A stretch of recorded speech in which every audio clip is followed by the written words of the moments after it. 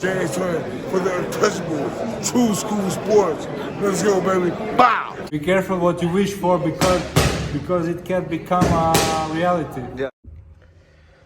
The untouchable True School Sports Empire proudly presents something the boxing game's missing. Hey, what's going on? It's your boy BT, and I came here to talk some boxing with the thousands of True School Sports subscribers. All right, so I know this is gonna be pretty fun to do because no matter what I do, no matter what my present thoughts on boxing could be right now at this moment in time, no matter how much I've changed, a lot of people in the boxing community that only stop by these videos when I talk about Canelo or Andrade, they just remember me from that time, 3-4 years ago when I would just go off on Canelo for not fighting Andrade. When I saw Canelo in person and literally pressed him about not fighting Andrade myself in real life, right? But my thoughts on Canelo have changed since then, and even some of my thoughts on Andrade have changed since then. So it's just these videos are always kind of fun. But Demetrius Andrade, he's been doing a bunch of interviews. He did one on Fight Hub TV. He did one. I know he's been doing a couple other ones, right? And he had some interesting quotes. He was opening up on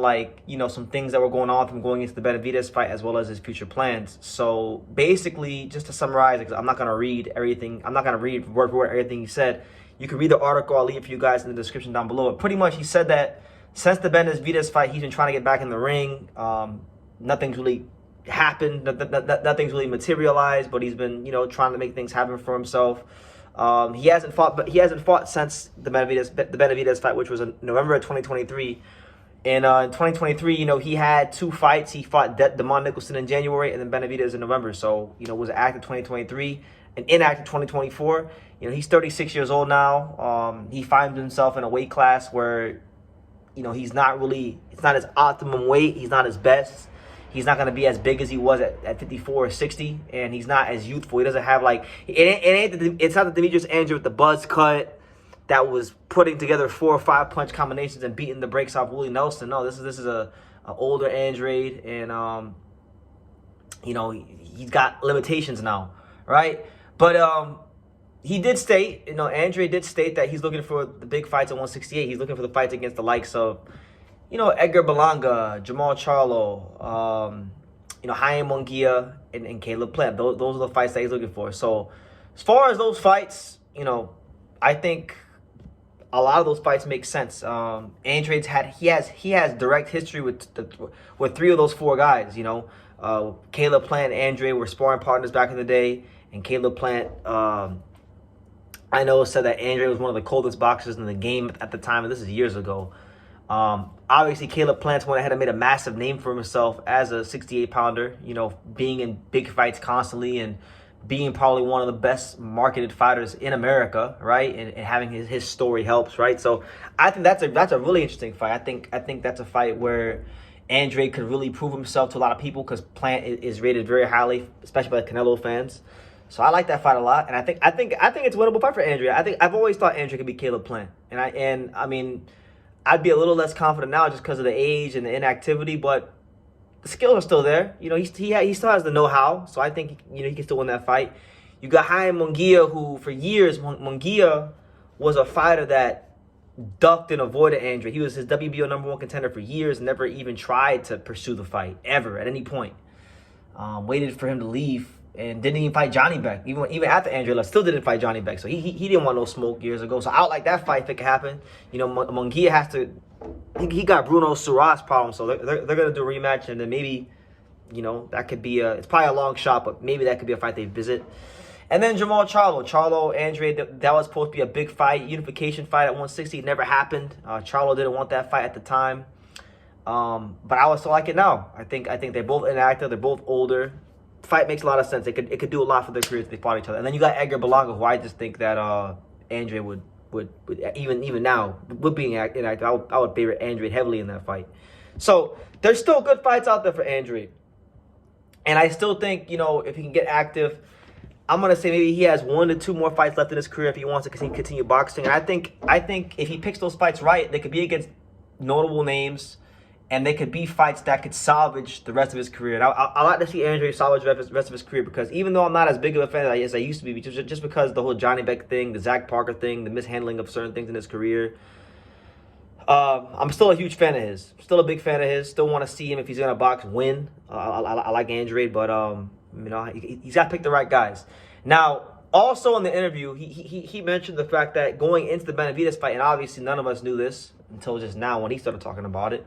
That's why you never really know what fighters are going through as they prepare for battle and they prepare for these fights. So you gotta always try to show grace and not be too harsh. Even though we all get, like myself, I'm very passionate about boxing. So sometimes I can, get out of pocket when I say things. Not out of disrespect. It's just I'm very passionate about boxing, and I believe in so much what I'm saying that sometimes it comes out the wrong way. But I try to show grace. I try to be fair to fighters. Andrade revealed that going into the Benavidez fight, he had lost a close family member, and that was very close to him. So obviously we've seen it in the past with like Mike Tyson, with Buster Douglas losing his mother. That positively affected him. We've seen it negatively affect fighters. Like, look at Daniel Jacobs when he fought Pirog. He lost, I think it was his grandmother. He got knocked out. Bill Horgovich lost his dad not too long before the Zhang fight. He didn't look so good against Zhang. Barely won.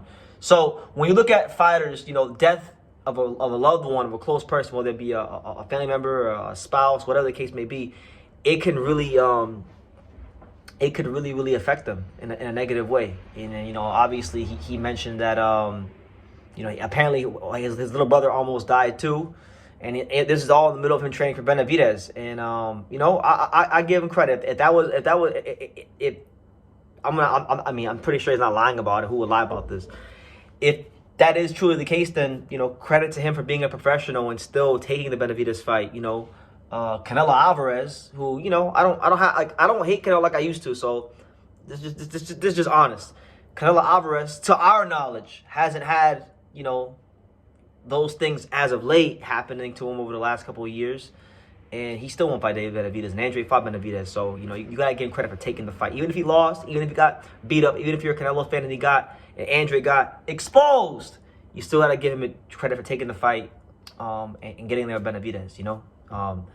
So yeah, best wishes to him. I hope all is well, and God bless him. I want whatever fights he has left, I would like to see Andrade do well for himself and end his career on a high note. If I could pick his the last two fights of his career, let's just say Andrade has 2 fights left, and I have to pick from that bunch of Berlanga, Charlo, Munguia, and Plant. The 2 fights I would like to see would be Munguia and Charlo. I think maybe not Charlo, but Munguia and I'll say Munguia and Plant. And the reason why I like those fights the most out of those 4 would be because, for one, Munguia ducked the fight for so many years, and I've always been under the mindset that Andrade could beat Munguia. Now, obviously, Munguia, I think, has improved since those days. Even if he got knocked out against Bruno, I think he has improved. I think he's a better fighter. I think he'd have a better chance to win now, but I still think Andrade could beat Munguia. And Caleb Plant, with the name value he's built over the years of being in these fights against Benavidez, being in these fights against Canelo, having exciting fights with guys like Cherry McCumbee and things like that, the knockout of the year candidate against Darrell. He's I think if you're talking about American fighters, Caleb Plant's probably one of the highest valued fighters, one of the fighters that's, in terms of commercial value, I think he's probably in the top 10 for American fighters right now. So I think if Andrade could beat him, that would really I think give him more credibility in a lot of his detractors' eyes. So I think that fight makes sense. I think it's a tough fight. Caleb Plant's a very good boxer. Caleb Plant's showing some evolution in that fight against McCumbee, being able to fight on the inside. So yeah, give me Munguia, give me Plant. Charlo hasn't fought in years, and Charlo to me he's got bigger problems besides boxing. So I don't really care for that fight like I used to. And Berlanga, Edgar Berlanga, he needs a lot of work. Honestly, a lot of work. I'm not sure if he's going to be willing to put in that work with the money he just got from Canelo. So I don't think beating him don't prove anything if he beats him. So that's my thoughts. Those are my 2025 updated thoughts on Demetrius Andrade. This is my most recent Demetrius Andrade video, so that's where I'm at right now. I'm not quite as big of a fan as I was, because like I said, I was very upset with how he handled the Johnny Beck situation, and I didn't like the criticism I had to deal with when that happened. So it's like I got really mad about the time about it. But he's still a very good fighter. 2-division champion, 2008 U.S. amateur, 2008 USA Olympian, 2007 amateur world champion. Made multiple world title defenses in his career. A lot of boxers would trade their career for Demetrius Andrade's career, and that's just the truth. So Yeah, leave your comments down below. What do you guys think about Andrade against against Berlanga, against Charlo, against Munguia, against Caleb Plant? What do you guys make of you know, where he's at now? And yeah, who are there any names I didn't mention that you want to see him fight? You know, leave your comments down below. Make sure you guys take the time to subscribe. And like I say in every single one of these videos, you can love me or you can hate me, but I'm just a kid from Daniel. So until next time, take care, guys. Thank you for watching another video on the untouchable True School Sports Empire. For more great boxing content just like this, make sure you click right over here.